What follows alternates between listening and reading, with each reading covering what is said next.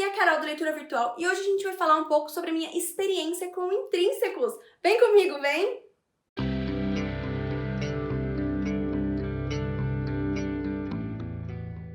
Gente, depois de 4 meses de assinatura, eu acho que eu já posso vir aqui falar pra vocês um pouco mais do que eu achei sobre esse clube do livro. Desde o ano passado que eu tô falando pra vocês que eu tô procurando uma caixinha surpresa pra assinar, pra ter esse negócio de chegar um livro surpresa, fora da minha zona de conforto, pra, eu expandir bem os meus horizontes literários.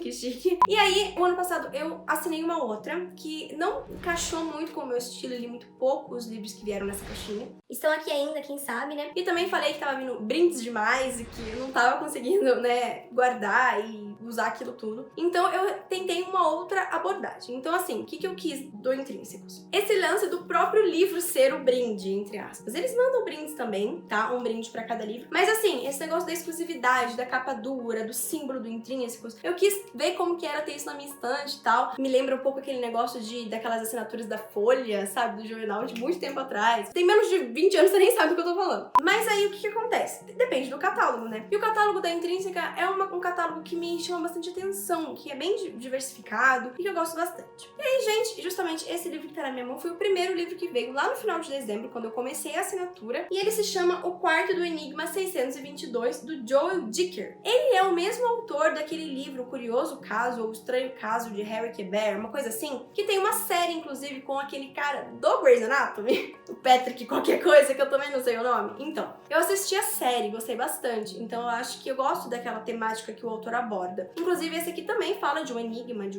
desvendar um assassinato e tudo mais. Não li ainda esse, tá? Não li esse porque quando ele chegou eu tava muito naquela pegada do Conde de Monte Cristo, né? E depois eu já tinha alguns livros pra iniciar janeiro e tal, e ele acabou ficando. Só que nesse mês veio um outro livro também, foi Em Águas Profundas, que também era lançamento e ele veio de brinde, né? De Natal. Então foi uma boa pegada. Ele ainda não foi lido, porém será, prometo, porque é um livro que eu gostei bastante da temática. No mês de janeiro, nós tivemos a família Mandible, que eu falei bastante dele lá no Instagram, né? Que teve lá uma relação de amor e ódio comigo. Mas eu gostei bastante porque é uma temática de livro que eu jamais iria pegar pra ler. Talvez nem descobrisse que ele existe. Então foi uma coisa assim, bem que me pegou de surpresa. O que é a história desse livro? Acontece uma queda no dólar nos Estados Unidos lá em 1929, em 2029. E a família Mandible, que é podre de rica, ela perde todo o dinheiro, todas as propriedades que ela tem. E aí, gente, eles começam a viver, tipo, uma miséria muito humilhante. Um negócio assim de não ter papel higiênico, sabe? Só que são pessoas super ricas que perderam tudo de uma vez muito rápido. E aí eles começam a surtar, sabe? A gente acompanha um pouco desse surto e um pouco dessa vida que eles estão tendo pós-queda do valor do dólar. E não só essa família, né? Muitas outras também. E assim, começa aquela coisa degradante mesmo da vida deles e tal. E aí quando chega num ponto que eu não tava aguentando mais, porque a história não tava evoluindo, ela tava indo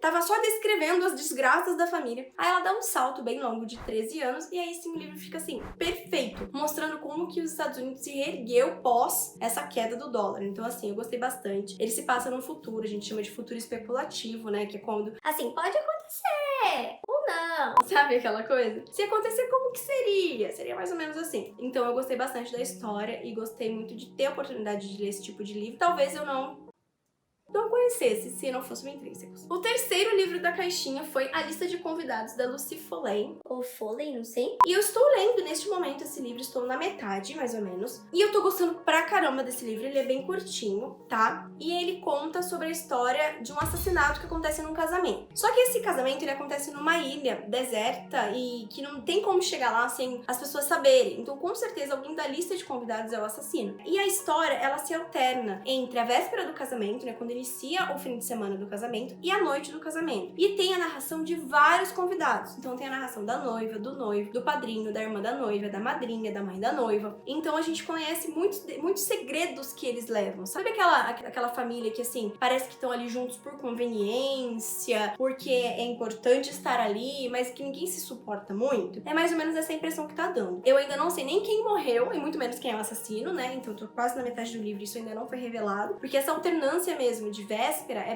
pra contar a história dos personagens. No começo ficou um pouco confuso, na minha opinião, mas logo eu já engatei, já entendi mais ou menos como que seria o decorrer da história. E a última que veio pra mim foi esse aqui, A Metade Perdida, da Brit Bennett, tá? É autora famosa e sempre no topo aí do New York Times. E, gente, eu gostei muito da ideia desse livro. O interessante do Intrínsecos, que eu acho que vocês não sabem, é que não vem sinopse e não vem informações do autor no livro. Vem um livretinho contando muitos detalhes da história. Então tem a história do autor, como que ele começou a carreira e tudo. Tem a sinopse e a história do livro. Algumas coisas de cenário, algumas coisas que conectam com a história. E aí eu tava dando uma olhada lá pra ver se eu ia me interessar por essa história aqui ou não. E eu me interessei muito.